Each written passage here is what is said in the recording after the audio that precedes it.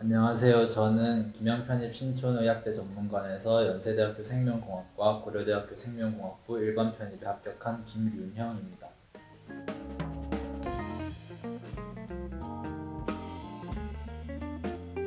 제가 현역 때 지방에서 대학 입시를 준비하면서 정부 부족과 저의 무모함으로 인한 잘못된 선택으로 대입에서 미끄러졌었는데요.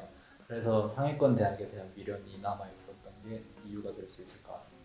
그리고 제가 원래 전적대가 생물학과인데 대학에서 생물학을 전공하면서 좀 더 구체적인 전공을 가지고 싶다는 생각이 들어서 생명공학과로 전공을 바꾸고 싶다는 생각도 편입을 도전하게 된 이유가 될 수 있을 것 같습니다.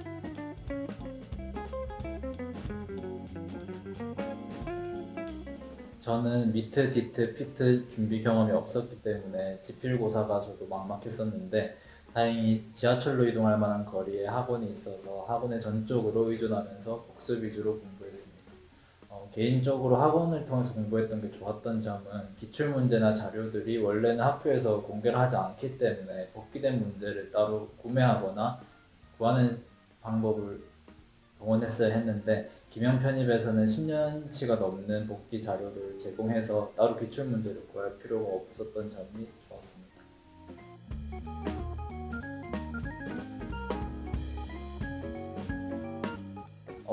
제가 사실 토익이 900점도 못 넘겨서 이런 조언을 할 자격이 있는지는 모르겠는데 그래도 만약 제가 작년 3월 달로 돌아가서 저 자신한테 할 수 있는 조언을 해보자면 어, 지금 충분히 바쁜 것 같지만 제일 한가하니까 지금 당장 내일부터 영어를 해라 라고 말씀드릴 수 있을 것 같습니다.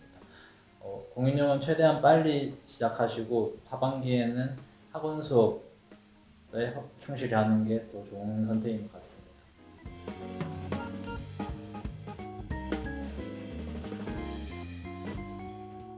자기소개서 준비는 크게 두 가지로 말씀드릴 수 있을 것 같은데요. 먼저 자기소개서 소재가 되는 활동은 제가 21학번으로 코로나 학번이었어서 자소서 소재가 경쟁자들에 비해 많이 부족하다고 생각을 했고 공부 시간을 침해하지 않는 선에서 도움이 될 만한 활동으로 봉사활동을 생각했습니다. 그래서 1학년 때는 봉사활동과 학점 관리에만 집중했고 그 기록으로 자소서를 거의 다 썼습니다. 사실 저도 고민됐던 부분 중 하나는 2학년만 돼도 연구실 아르바이트 등과 같이 연구실을 간접적으로 체험할 수 있는 활동들이 있긴 한데 그런 활동들이 공부 시간에 너무 뺏길 것 같다고 생각해서 저는 하지 않았고 지금 와서 합격한 결과를 놓고 보면 잘한 선택이라고 생각합니다.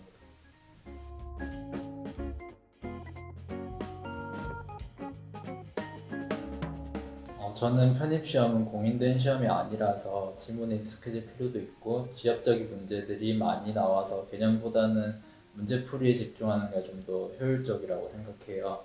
그래서 제가 작년에 이수한 커리큘럼을 토대로 말씀드리면 3월에 시작한 개념을 가을 전에 끝내고 가을 겨울 동안 기출문제와 파이널 모의고사를 완벽하게 피드백하고 틀린 문제 위주로 까먹은 개념을 종이에 한번 정리하고 시험이 다가올수록 그 정리본을 압축해서 시험 당일, 시험 전 10분 동안 훑어볼 수 있게 하면서 공부하는 방법이 좋을 것 같습니다.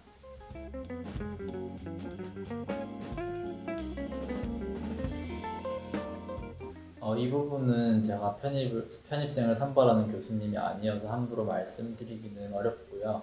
그래서 모집 요강에 나와 있는 평가 방법표랑 주변 합격생들의 사례를 토대로 말씀드리면 지필고사가 가장 중요하다고 말씀드릴 수 있을 것 같습니다. 왜냐하면 연대는 지필고사만으로 1차를 선발하고 2차에서도 150점 총점에 100점이 지필고사 그리고 50점이 서류 점수입니다. 그리고 고려대학교는 통합선발로 지필고사가 60%, 서류가 40%입니다. 그리고 합격생들 사례를 보면 비전공인 사람들도 많고 학점은행제를 이용한 경우도 많았던 걸 보면 지원자의 정성적 스펙이 학부합을 나눌 정도로 결정적인 것처럼 보이지는 않습니다. 다만 본인이 약점인 것 같은 스펙들, 예를 들면 전적대가 너무 부족한 것 같다거나 전공이 너무 동떨어져 있다 싶은 경우에는 자소서에 납득할 만한 설명을 덧붙이셔야 합격까지 이어질 수 있을 것 같습니다.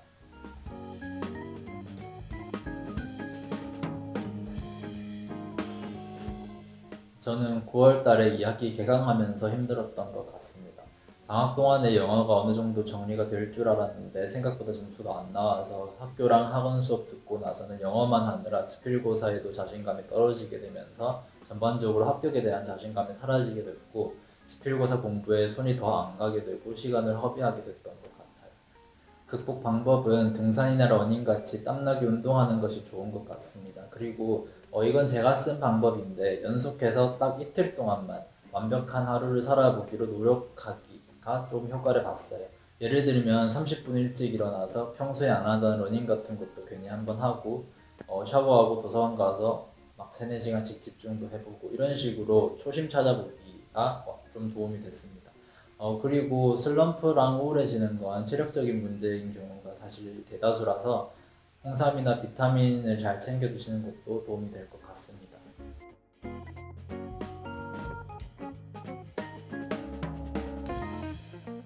저는 화학은 김홍룡 교수님 강의를 들었고 생물은 이동윤 교수님 강의를 수강했습니다. 김홍룡 교수님 강의에서 도움됐던 점은 문제풀이 커리큘럼이 길다는 것인데 시중에 있는 모든 문제와 변형 문제 그리고 꾸준한 교재 연구의 결과인 자체 제작 문제까지 제공해 주셔서 일반 화학을 거의 완성형으로 연습시켜 주십니다.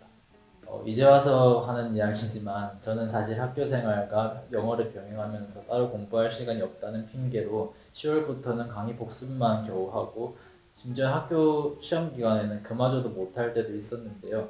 그랬음에도 불구하고 시험장에서 푼 문제들은 다 쉽게 느껴질 정도로 완벽하게 훈련시켜 주십니다.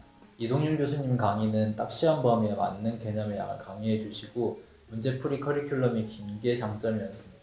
생물은 교수님에 따라서 전체 커리큘럼의 90%에 육박하도록 개념만 하시는 분도 있는 반면에 개념을 대충 하시는 분도 있는 걸로 아는데 이동윤 교수님 같은 경우에는 개념과 문제풀이 비율이 1대1이었고 문제풀이 과정에서도 문풀만 하시는 게 아니라 개념을 다시 정리해 주셔서 복습 플랜을 따로 세우지 않고 그날 푼 문제들을 정리만 제대로 했어도 충분했을 정도로 반복을 많이 해주셨던 게 좋았습니다.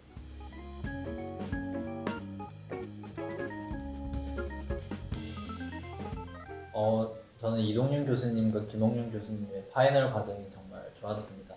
듣기로는 편입 기출문제가 공인된 문제가 아니다 보니 문장의 서술이나 답으로 이어지는 논리가 깔끔하지 않거나 오류가 있는 문제도 덜어 있어서 어떤 교수님들은 강의하실 때 그런 애매한 문제를 빼고 강의한다고 들었는데 이동윤 교수님은 모든 문제를 다 다루시고 문제의 오류와 논리 연결을 짚어주셔서 시험장에서 답을 고를 때도 많이 도움이 됐습니다.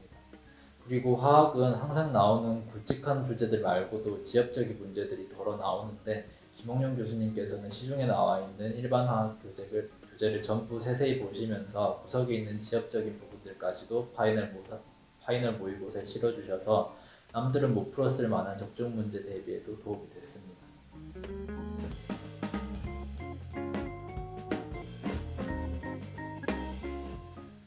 성인이 되고 난 후로부터는 내 꿈과 욕심에 대한 책임이 상당 부분 나 자신한테 오다 보니까 많은 고민이 되실 것 같습니다. 저는 편입을 도전할 때 크게 두 가지를 비교하고 결정했어요. 편입에 실패했을 때 딸려오는 리스크, 그리고 편입에 도전하지 않고 쭉 갔을 때 나왔을 미련. 이 둘 중에 어느 것이 더 클지를 생각했는데 저는 후자가 더 클 것이라고 판단했고 편입에 도전했습니다. 그렇게 결론을 내리고 도전을 안 했을 때의 미련이 훨씬 크다는 걸 알고 나니까 성공 실패 여부는 크게 중요하지 않게 됐고 과정 자체를 즐길 수 있게 됐습니다.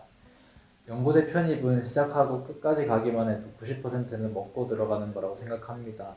쉽진 않지만 그렇다고 어렵지도 않으니까 너무 쫄지 마시고 도전하시길 바라겠습니다. 편입은 김영 편입 화이팅!